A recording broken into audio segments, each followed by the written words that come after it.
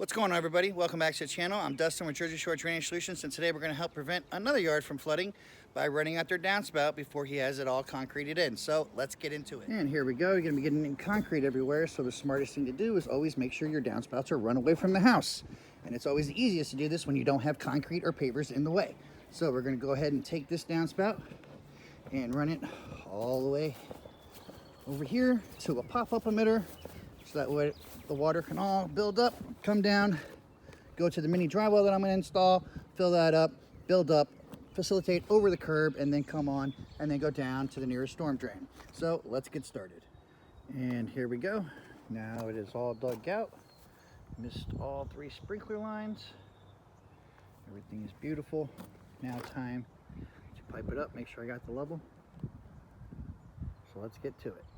And here we go. Now that I have it all piped up, as you can see, we are downhill at a level. Got the clean out, everything's all how it should be. We're going down, going down. Ooh. Over here, downhill to level. And then as we get down here towards the end, we shoot it even a little bit more drastic, so that way we make all the water build up. So now we're even way more downhill to level. So all the water's going to come down here, hit the mini dry well, fill up the mini dry well. When it can no longer fill up, it's going to come up, facilitate over the curb, and go down to the nearest storm drain. So also make sure, please, burrito wrap. Burrito wrap is always important. You do that and it'll last for a lifetime. And here we go. This is how you test the system. You put the hose in the furthest downspout. In this case, there's only one downspout.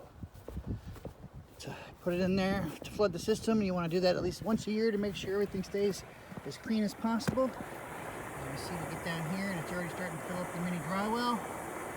So once this fills up the mini dry well, then it will continuously build up, and then overflow and facilitate onto the curb and go out to the storm drain.